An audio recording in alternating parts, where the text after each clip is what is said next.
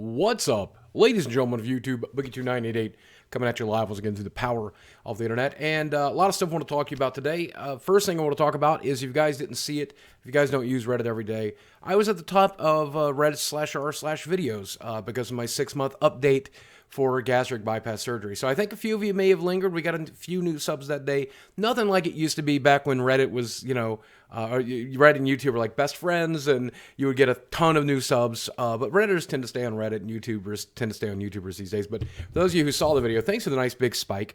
More importantly, thanks for all the positive comments we got on that thread and as well as here on YouTube. Now, let me go ahead and say that they locked that thread lightning fast because if you guys don't know this, Reddit used to kind of like me. Now it seems like there's a lot of people over there on Reddit who don't so much like me anymore, which is fine.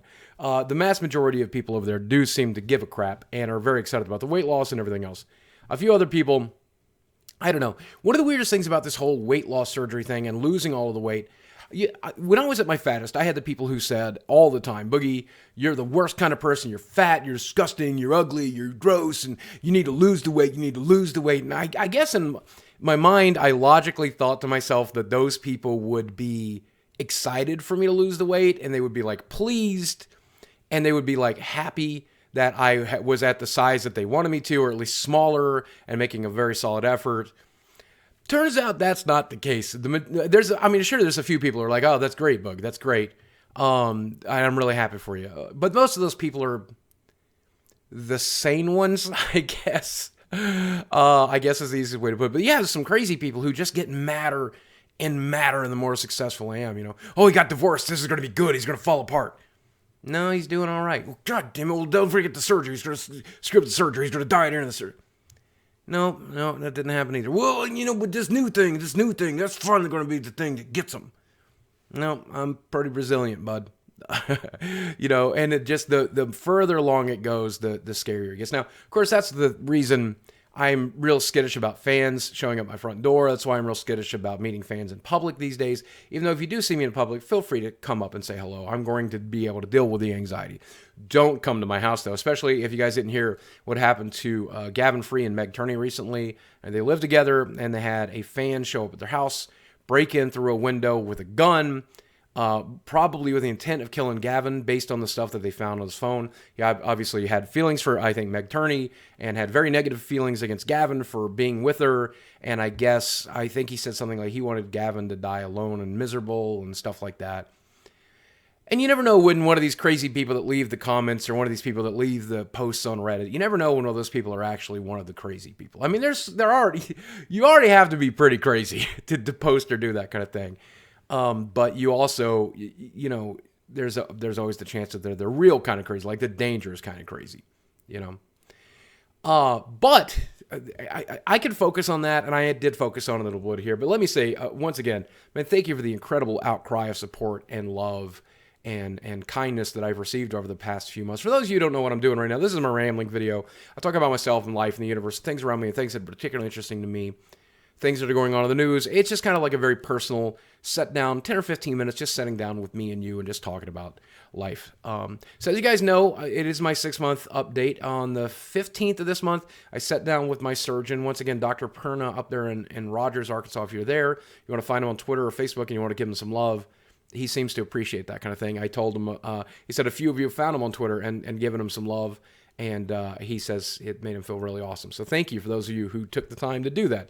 Anyway, Dr. Perna and I sat down, and it looks like since the 3-month update, I've lost about 45 pounds.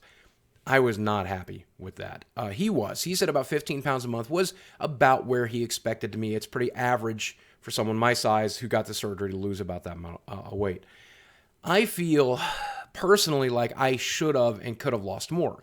I take mostly personal responsibility for that because I feel like I should have been able to exercise more. I should have been able to do more. I should have been able to control what I ate more and made sure I was eating the right things. Instead of having that cut of steak, maybe I could have had that grilled chicken instead, stuff like that. But overall, I think the general feeling that I got from the nurses and the general feeling that I got from the doctor and everybody else is that I'm still doing really, really well, even though my expectations were different and better. Now, I'm sitting right here once again at about 387 pounds. Haven't lost any pounds since the last update. And he has informed me that now at the 6 month mark, this is where things are going to get a little more difficult. They're going to get a little more hard. So I need to really, really make sure I'm eating the right foods and getting the water in and getting the protein in and hitting those macro goals and really make sure that I'm hitting those exercise goals. So again, a lot of the exercise goals has to wait until I see a doctor for my lower back because I don't want to do any permanent damage there. But I am doing as much as I can. I'm starting to walk around the house more. I'm starting to shop more. I'm starting to clean the house more. I'm starting to do a little bit more stuff for me more and just trying to go out into the world more and do more exciting and fun things. But eventually, and I'm hoping it's very soon, as soon as the doctor approves my back, maybe we get a cortisone shot back there, I think is probably what's going to happen when I finally work with him. I think that means I'm going to get into that saltwater pool they built at the gym nearby. And the goal is right now, the goal is a very moderate goal to me, which is to get under 300 pounds, which I should still continue to lose weight for the next year. And then they tell you with everybody who gets a surgery, your body truly rebels. It begins to ignore the laws of physics, I guess is what some people are trying to tell me, but I don't know about that. But they say that your body will just make you tired all the time. It won't let you burn calories. It'll fight you every time you want to exercise. You're going to have some real frustration and difficulty in losing weight after that 1.5 year mark. Sometimes as early as the 1 year mark, sometimes as late as the 2 year mark. Whatever your weight is at about that 1.5 to 2 year mark, that's probably where you're going to be, but you'll probably gain about 10% back. So my goal is to, in the next year now, we have another year roughly, is to lose at least 5 or 10 pounds a month. 15, I guess my doctor is telling me is unobtainable or unsustainable, I guess is the right word. But to lose 5 or 10 more pounds a month every month moving forward until we get under 300, which is not too far away. And then from there to try to get the gastric bypass surgery to remove loose skin. So here's the answer. Here's the thing. I'm not willing to take no for an answer at this point. I'm not willing to let my back hold me back. I'm not willing to let my lymphedema, which is coming back with a vengeance, hold me back. I'm not willing to let the divorce I went through hold me back or anything else.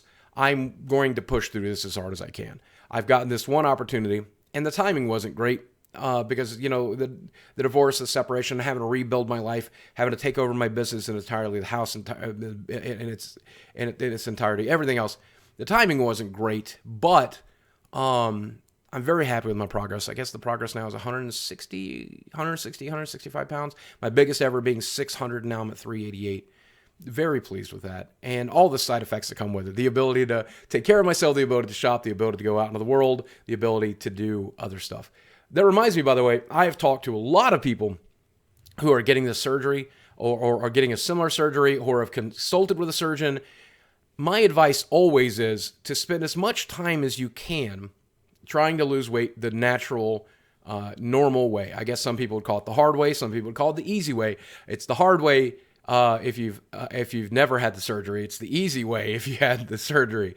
But it's the mental thing that blocks a lot of people there. That's what blocked me. But regardless, to do it the natural way.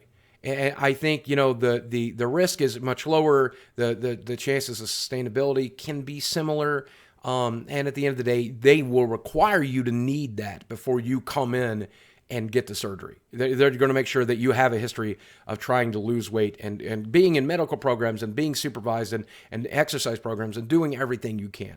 And that, I'm saying this to somebody out there who I know wanted to lose weight, a fellow YouTuber by the name of Jordy Jordan, Wings of Redemption. A lot of people have been asking me about him lately. Jordy, I don't know if you're going to see this, man, but I know you're working towards surgery, and I wish you the best of luck. I know that you have put in the work. I know you've put in the effort. I know you've tried to get there, and I think surgery is a great option for you. And I'm rooting for you, and I'm watching here. And he made a comment on a stream saying that he will be more successful with the surgery than I will because he's more disciplined than me. And I don't know. Maybe that's the case. He certainly was never as big as me. And if that's the case, Jordy, I wish you nothing but the best of luck. I think people are expecting that to be like drama for me or drama related for me. I'm like supposed to get super mad about it. But no, maybe he is more disciplined than me. I don't know the guy that well.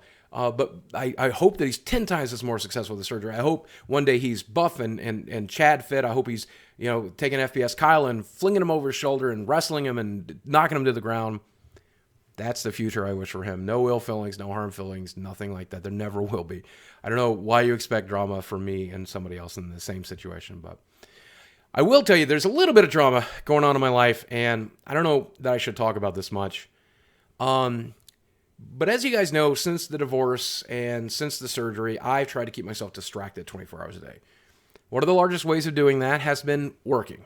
So I put as many hours into streaming and as many hours into Twitch and YouTube as much as humanly possible. Of course, doing the back end of this business, the accounting and preparing for taxes and doing the phone calls and dealing with sponsors and doing all that stuff, that eats up the mass majority of the time. People are like, you only work 15 minutes a day to make a video and 2 hours a night to stream. And yeah, that's 2.5 hours of the day, but then there's all the other work that goes into it. So I've thrown myself that as hard as I can. Then I've distracted myself with other YouTubers and people who I call on the phone or people that I visit or my friends and playing D&D and spending Saturday nights together with them.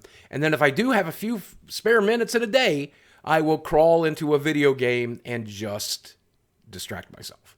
And whether it's a stupid game on my iPad or playing Pokemon on the 3DS or playing Fallout 4, I'm playing through a vanilla playthrough of Fallout 4 and doing all the DLC. I've currently got like 60 hours in it. And you know, it's been an hour or two every day over the last month. And just trying to keep my brain unoccupied. Well, I've decided to back off on that this week. So some of the people that I would normally hang out with, I haven't had them over. I've been trying to steer away from the video games. I've been doing less work. And I've not been streaming as often. I've not been uploading videos as often. And I've been trying to ignore the taxes and the other bookkeeping so that I can start to finally process all of the bad stuff that has happened in the last few months. And maybe that's not the time, because I have to tell you, as soon as I did, depression kicked in like a... And I think a lot of people experience depression differently. I think the most common concept of what depression is, well, I'm just sad. And I am sad, but that's not what I mean when I say I have depression. Some people say, you know, my girlfriend broke up with me, I'm sad. I'm depressed. My dog died, I'm depressed. And yeah, I believe that is a form of the word. But when I talk about the kind of depression I've been dealing with my whole life, which is now back in relatively rare form, is I feel next to nothing. When I'm doing something I really enjoy, like cashing a nice big check from YouTube, or for going out and eating a delicious meal, which I can barely eat any of anymore, or spending time with somebody I love or care about, or whatever it is I'm doing right now, I could just the same be getting boiled to death in acid. I don't feel. That's tough. And I know that's more for a therapist than it is YouTube, and I'm definitely going to talk to a therapist about it. That said, it makes it really difficult to get anything done. So for those of you who've been wondering why I've been missing streams, that's a big part of it. Some of you are wondering about my upload schedule, that's a big part of it. Because even right now, sleep is difficult. Getting just the sleep I need every night, and I need still about 8 to 9 hours because I'm an old, fat, unhealthy person. I'm having difficulty doing that because I deal with the usual nightmares, but sometimes I can't make myself go to sleep. Sometimes I can't make myself go to bed. Sometimes I can't make myself do the things that I'm supposed to do every day, and I'm struggling with that. And a lot of that is just, I think part of it is the surgery recovery, and part of it's the divorce recovery, and part of it's just normally part of who and what I am. But it's in the way right now. But as I said at the beginning of this video, I'm nothing if not resilient. So here's the video for today. I'm going to film a video for tomorrow. I'm going to try to spend some time with my friends. I'm going to try to get to the store today to get some of the supplies I need for the house. And I'm going to work on those taxes. And maybe, just maybe, I'll crawl back into Fallout for a couple of hours. I'm doing Far Harbor DLC right now, and it is boring. Far Harbor is not good. I'm saving Nuka-Cola for last, because it seems like the most fun. So I'm saving that for last. Why am I not playing Monster Hunter, you ask? That game is really hard. It really upsets me. I'm going to go back to it, don't worry. But it really upsets me. But that's after Nuka-Cola. Here's the thing.